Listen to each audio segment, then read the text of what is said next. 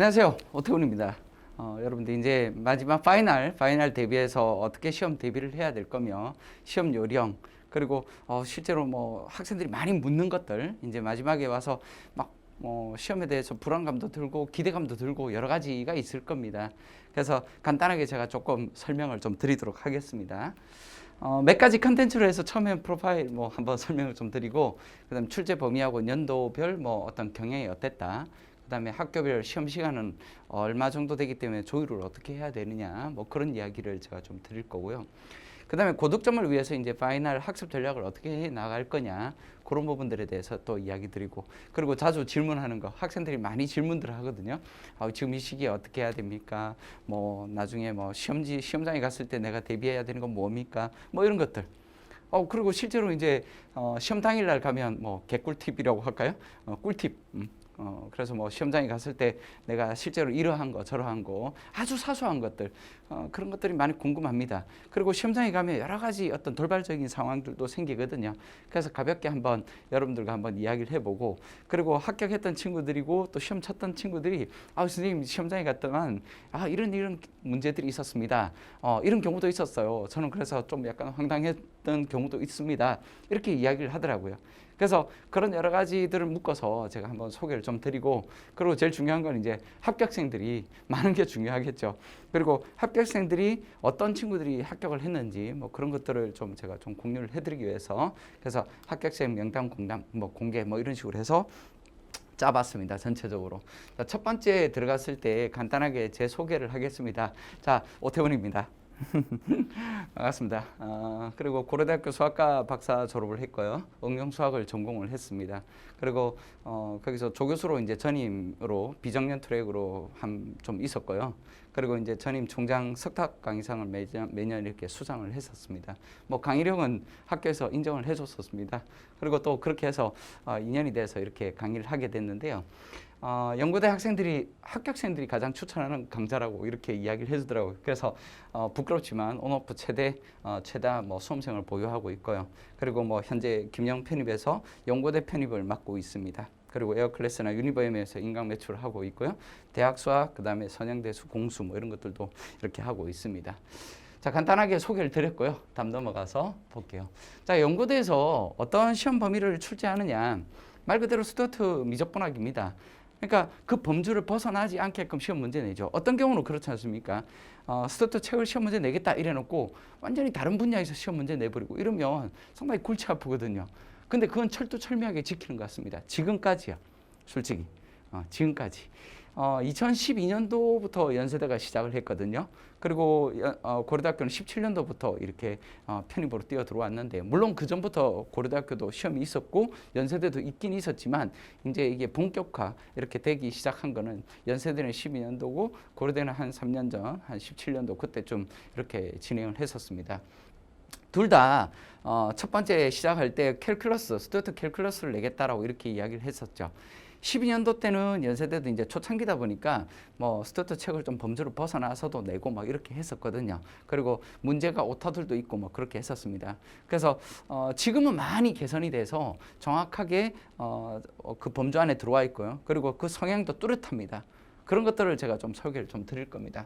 이 책은 이제 아직 우리 국내 시판되지 않은 책이고요. 스튜어트 책이고 원서판입니다. 내년에 이제 구판으로 나올 책이고요. 매트릭 버전입니다. 그래서 보통 이제 스튜어트 미적분학 책들이 워낙 많이 있거든요. 그래서 보통 많이 추천하는 책은 매트릭 버전이고 이 매트릭 버전으로 보통 연세대에서 가르치기도 하고 고려대학교도 그러합니다. 고려대학교는 예전에는 토마스 책으로 강의를 했었는데 지금은 이제 스튜어트 책으로 다 바뀌었죠. 그래서 스튜어트 책이 좀 대중화되어 있고요.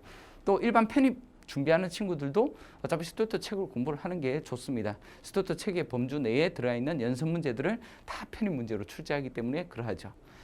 그럼 이제 연세대 미적분학의 어떤 작년하고 재작년만 한번 볼게요. 옛날 것까지 돌아가지는 않겠습니다. 2018년도, 19년도, 작년, 재작년 보시면 되고 총 8문제. 그러니까 문항수는 적절하죠. 8문제씩 나왔으니까. 소문항까지 친다면 18년도는 12문제가 출제가 됐고 그다음에 작년은 10문제 정도가 출제가 됐습니다.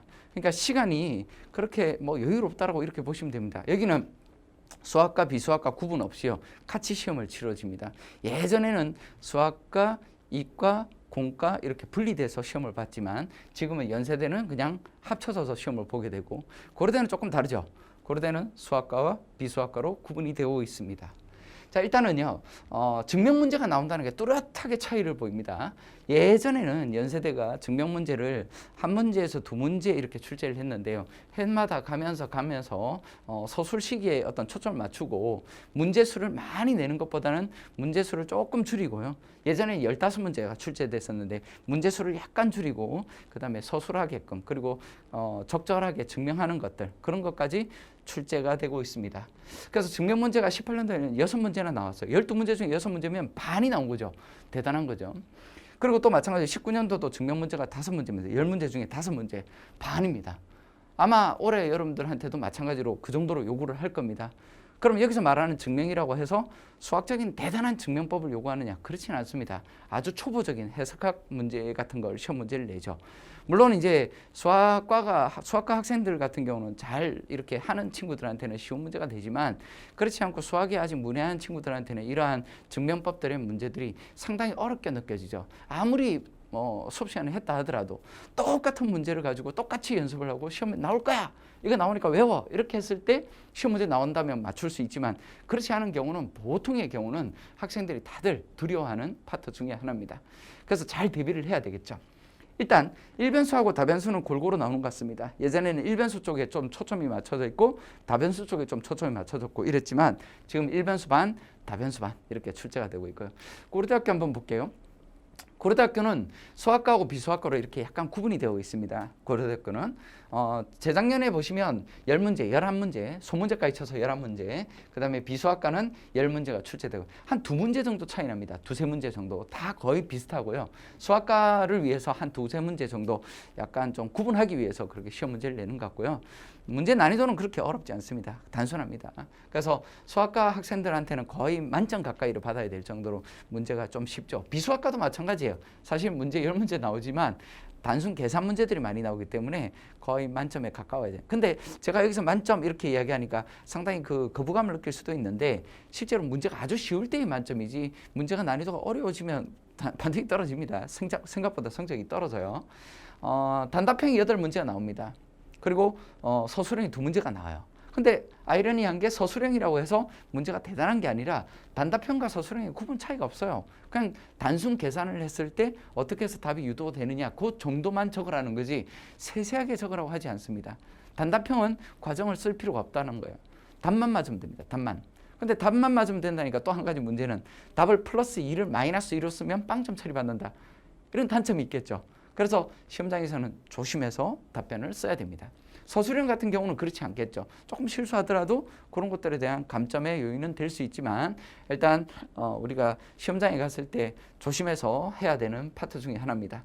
둘 다 이제 10년도, 19년도도 보면 여기도 일변수, 다변수가 거의 비슷하게 나오죠. 여기도 비수학과는 1변수가 8문제, 다변수가 2문제입니다. 근데 이 구분은 볼 거 없습니다. 뭐 올해는 갑자기 이게 반반으로 나뉠 수도 있으니까 보시죠.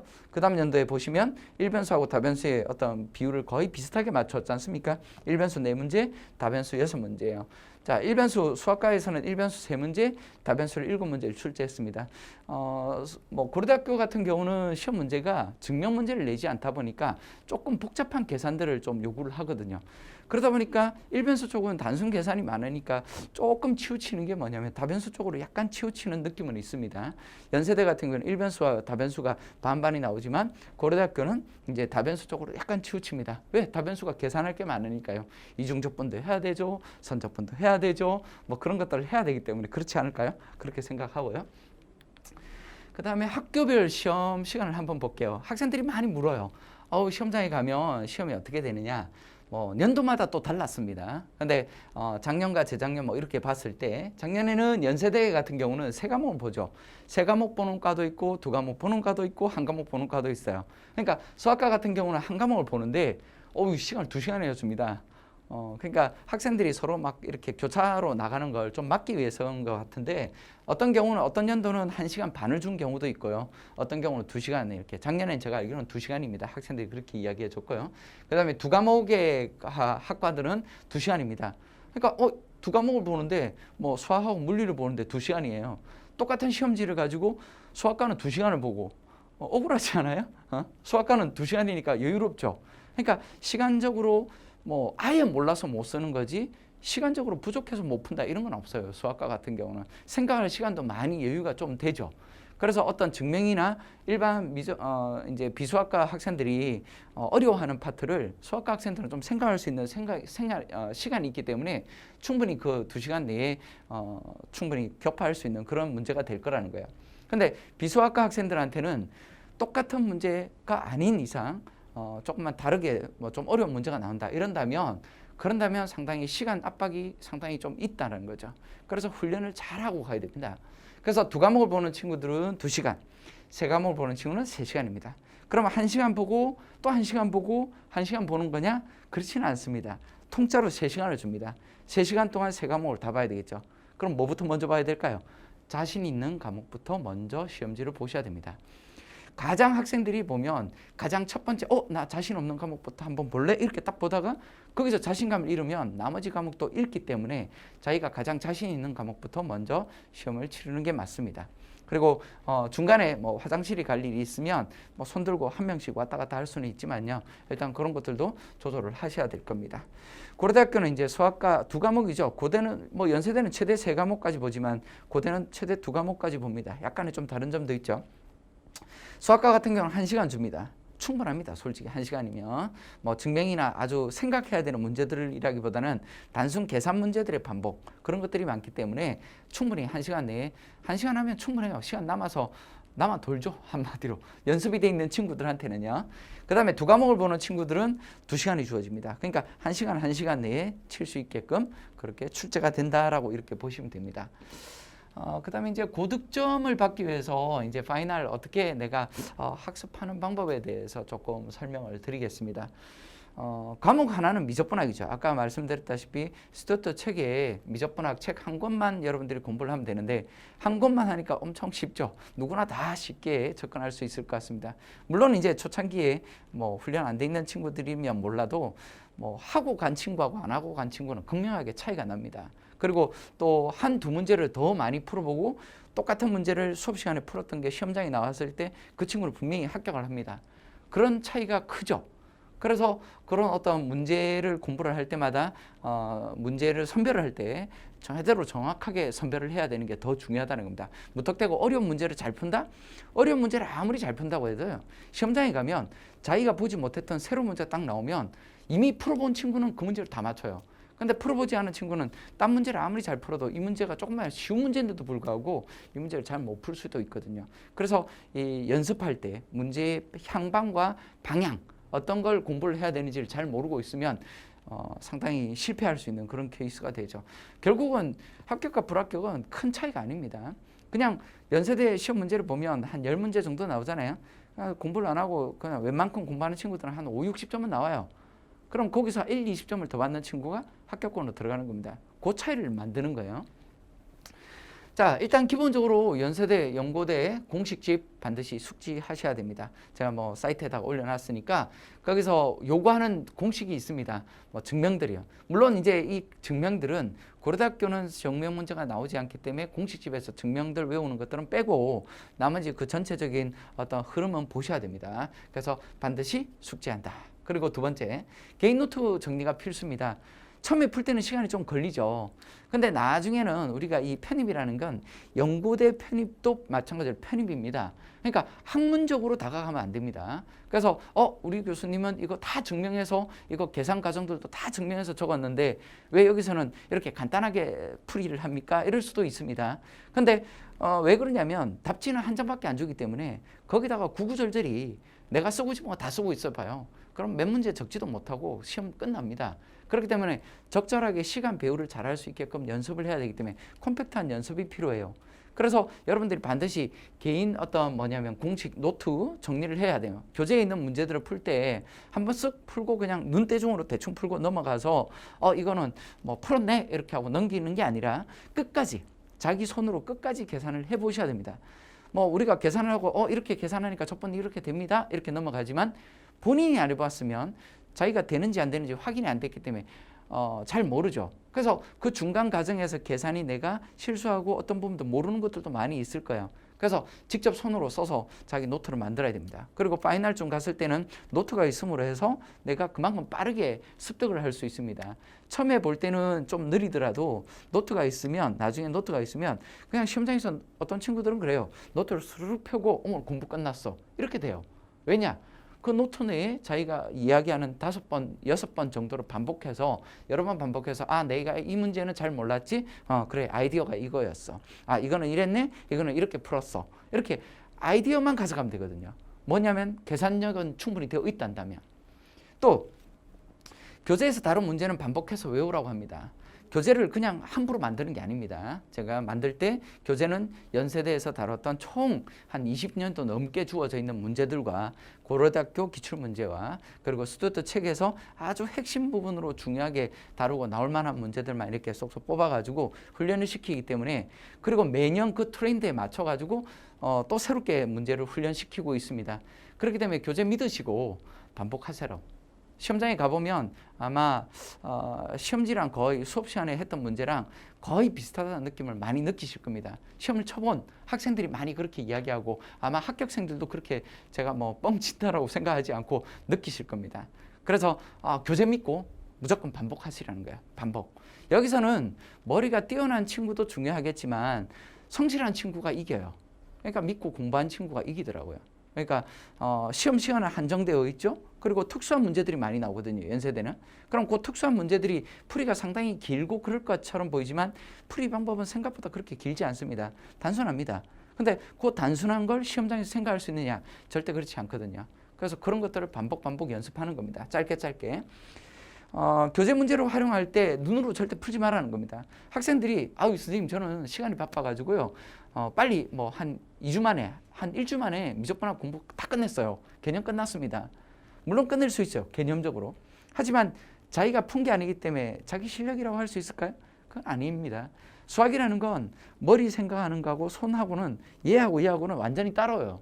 저도 문제를 아무 생각 없이 그냥 손이 가고 있어요. 그렇게 풀어야 됩니다. 왜? 반복해서. 그래서 그러한 어떤 손으로 쓰는 어떤 그런 방법이 필요하고요. 그리고 항상 이제 약한 부분이 있어요. 선생님, 이 부분은요, 제가 약해서 개념을 좀 더 봐야 될 것 같습니다.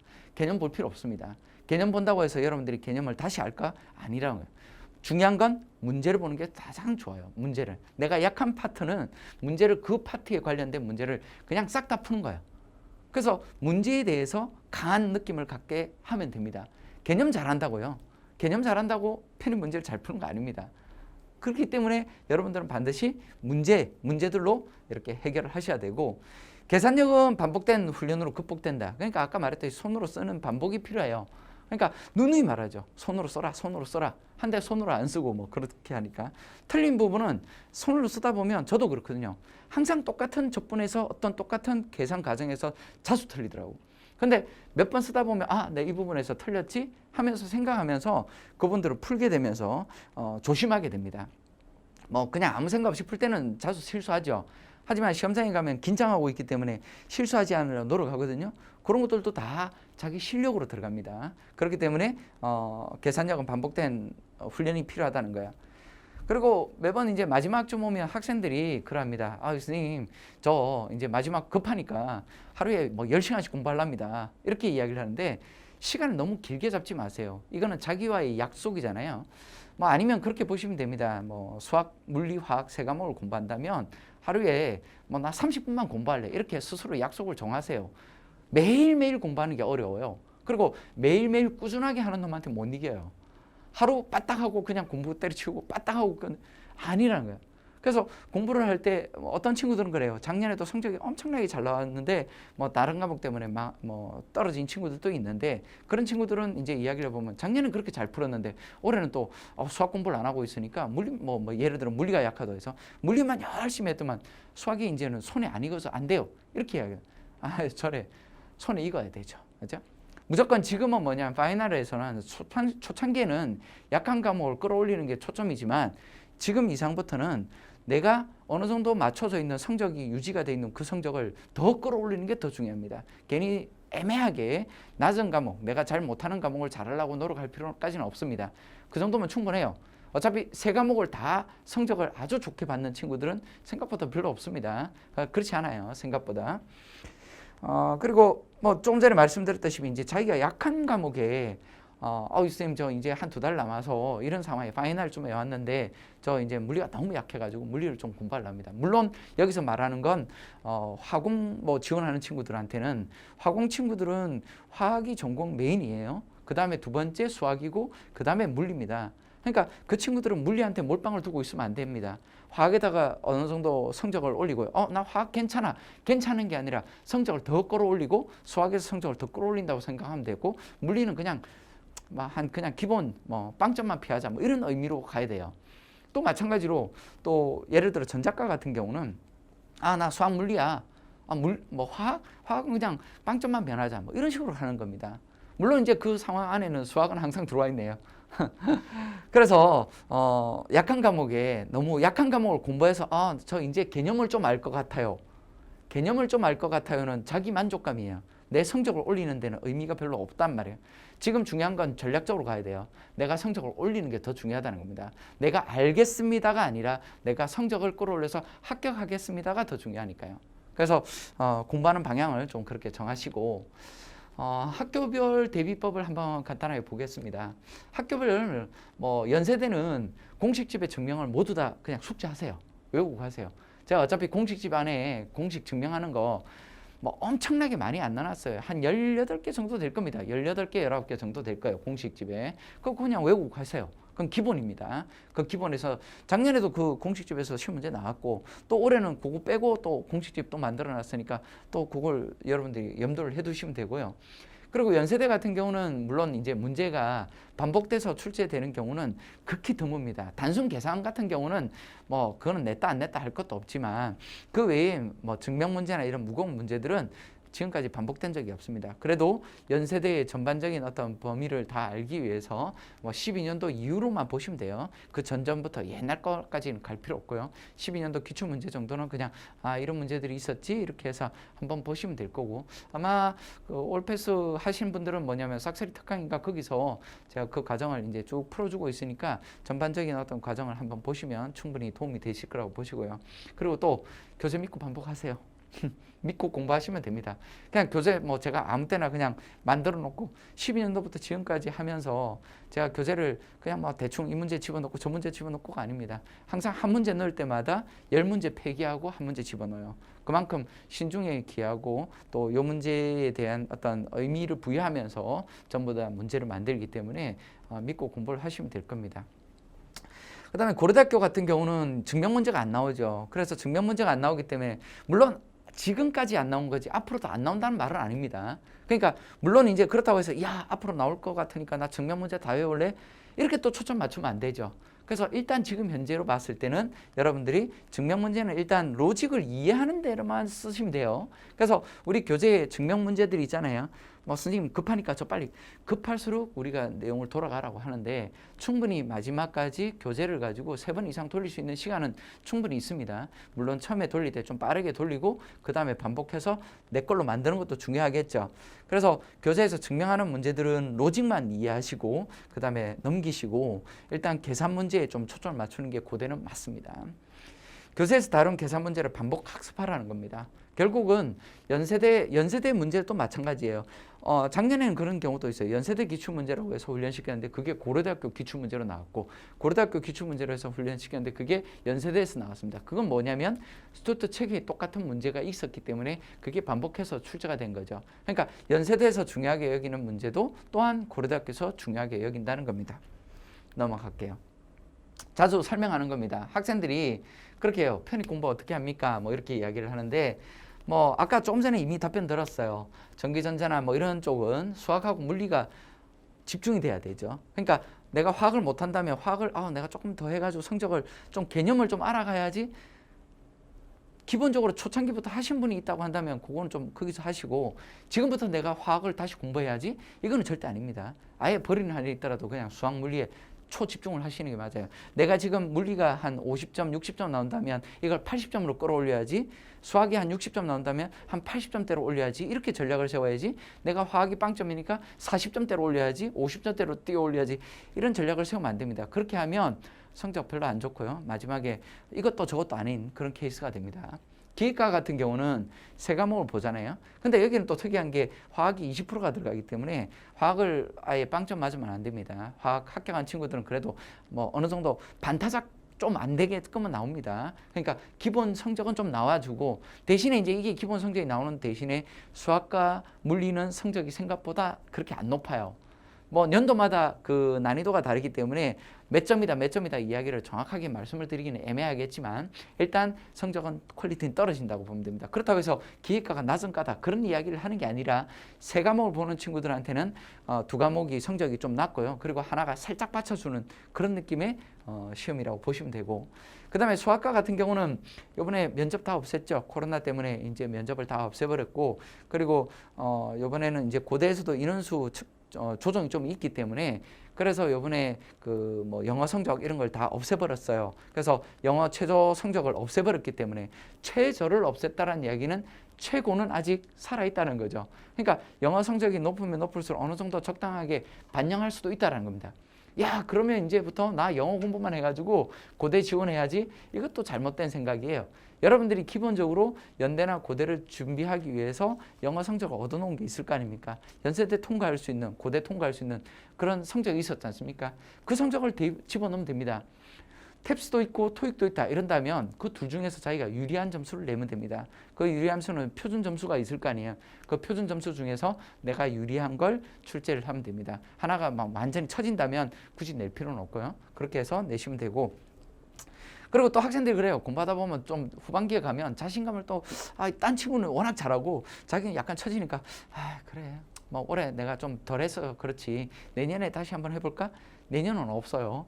어차피 여기서 공부하는 게 이 편입의 단점은 뭡니까? 인원수가 많이 뽑을 때는 좀 뽑고 어떨 때는 좀 적게 뽑고 이게 탄력적이죠. 딱 정해져 있는 게 아니거든요. 그래서 나 내년에 오라고 그렇게 기다려주는 사람은 없어요. 그러니까 올해 반드시 결판 봐야 됩니다. 그래서 내가 이제 지금 2달 남았는데 이때 남은 기간 동안 야 내가 올해 요번에 결판 보겠다 이런 마음가짐으로 가시면 돼요. 그렇다고 해서 그렇게 안 어렵다는 거야. 지금 내가 뭐 지금 개념도 잘 못 잡고 내용도 잘 모른다 신경 쓸 필요 없다. 교재 반복하라고요. 교재 반복하면 여러분들 합격하는 데는 지장 없다고 제가 누누이 말씀드리잖아요. 답안지 작성 요령이 있어요. 시험장에 가면 답안지를 줄 겁니다. 답안지 한 장만 제출해야 됩니다. 그래서 어떤 연도는 답안지 중간에 이렇게 그 절치선이 있어요. 절치하라는 건 아니고 접는 칸이 있어요. 그래서 시험지를 이제 이렇게 주어지면 시험지를 이렇게 접어가지고 뭐 순서대로 이렇게 적게끔 되어 있습니다. 시험지 답안지는 딱 한 장을 주기 때문에 거기다 또 한 장 뒤에는 또 쓰지 말라는 공백 공간도 있어요. 그래서 거기다 쓰면 안 됩니다. 그러니까 실제로는 한 장보다 좀 적게 써야 되거든요.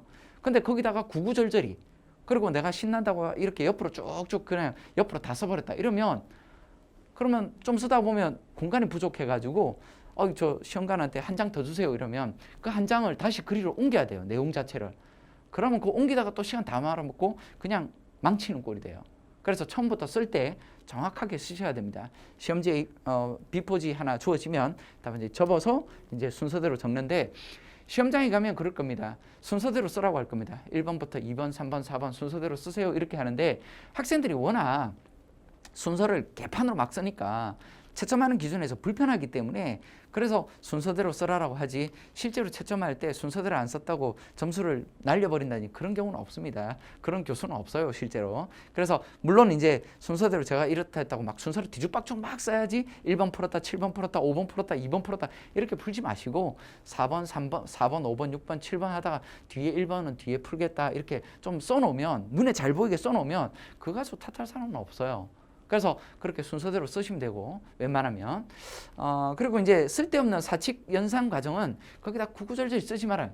쓰고 있으면 그 안에 쓸 수 있는 공간이 없어요. 그래서 쓸데없는 사칙 연산 쓸 필요 없고요. 그리고 또 시험장에 가서 갑자기 오기가 생겨가지고 야 그래 오태훈이가 가르쳐준 것보다 좀 난 더 많이 써야지 더 디테일하게 써야지 그냥 의미만 전달되면 됩니다. 의미만. 그리고 뭐 하나 뭐 요거 하나 좀 안 쓰면 감점 당하겠지? 감점 무서워서 답을 안 쓸 거예요? 그런 거 생각할 필요 없어요. 여러분들이 채점관이 10명이 있으면 10명이 다 합심해서 똑같은 점수를 주는 게 아니기 때문에 그거는 그때 가서 봐야 되기 때문에 여러분들이 쓸 수 있는 대신에 그거는 보셔야 됩니다. 어떤 경우는 그래요. 답안지를 쓴 걸 보면 못 알아보겠어요. 뭐 계산 가정은 있어요. 근데 얘가 왜 이 계산이고 왜 다음 계산으로 넘어가는지에 대한 설명이 전혀 없으니까 얘가 무슨 계산을 하고 있나 이런 생각이 들어요. 그래서 상대방이 알아보죠. 전달되게끔은 써야 됩니다. 네?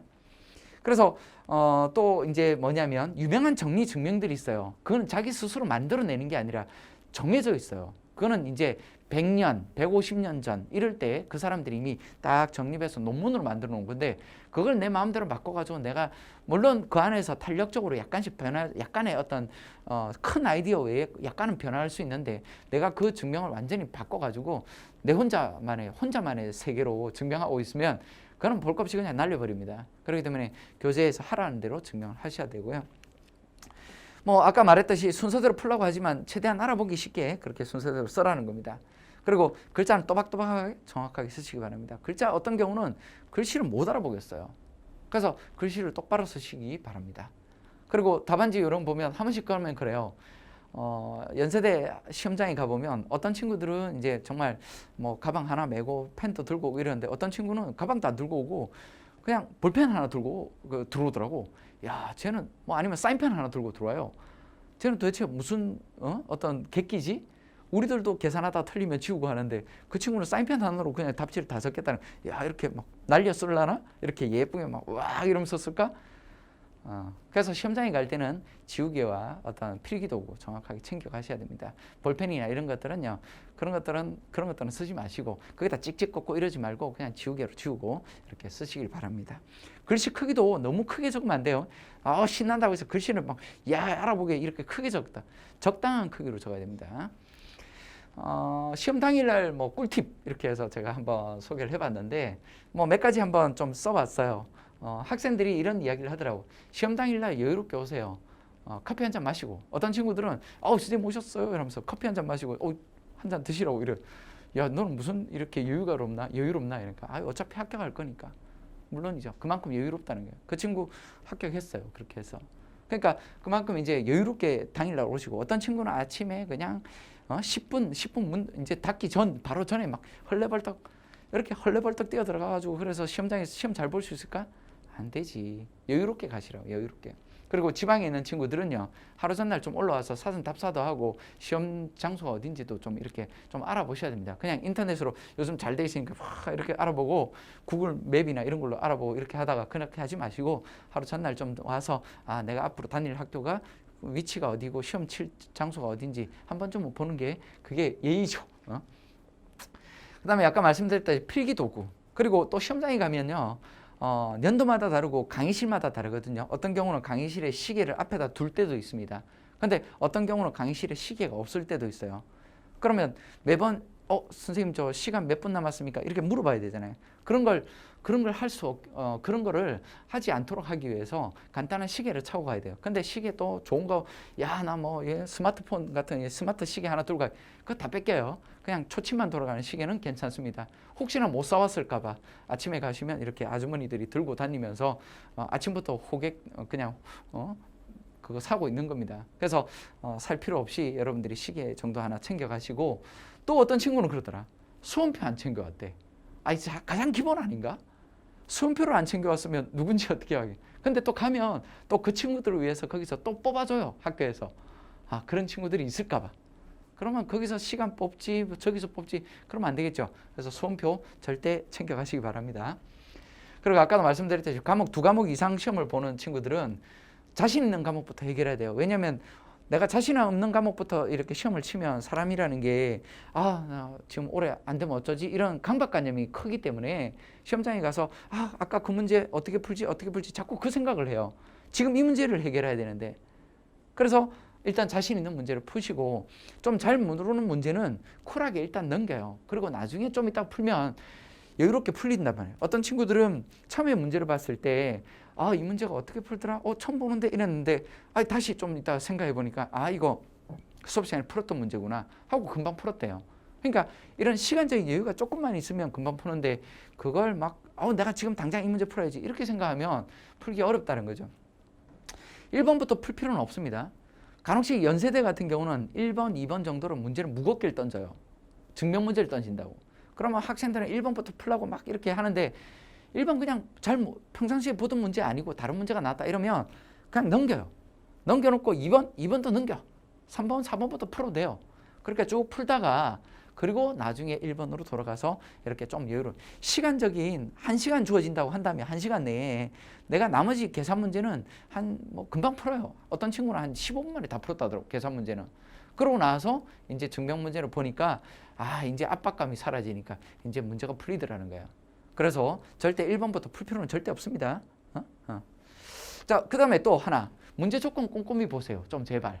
어떤 친구는 수업 시간에 했던 교재하고 문제가 똑같이 나오니까 그냥 답만 적었다는 거야. 근데 그 답 안에는 접분 조건도 찾고 값도 구하세요 이렇게 했는데 값은 안 구하고 조건만 구한 거예요. 그러니까 값을 안 쓴 거지 얘는.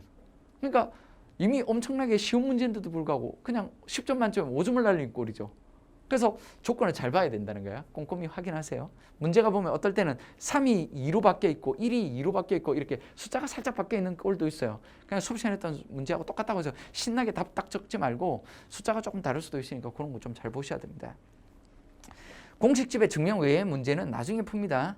그래서 아까 말했듯이 공식집에서 이미 외운 문제는 그냥 쭉 쓰면 돼요. 아무 생각 없이. 근데 그 공식집 외에 증명 문제가 나왔다. 그거는 생각을 해야 되기 때문에 그건 저도 마찬가지예요. 저도 생각을 해야 되기 때문에 처음부터 안 풉니다. 그래서 시간 배분이 꼭 필요하기 때문에 그래요. 그리고 또 하나 만점을 목표로 하지 말아요. 물론 이제 노력을 하죠.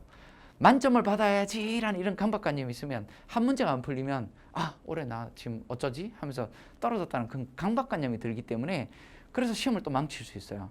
그래서 상대적인 거예요. 어떤 연도는 문제가 쉬울 수도 있고 어떤 연도는 문제가 어려울 수도 있어요.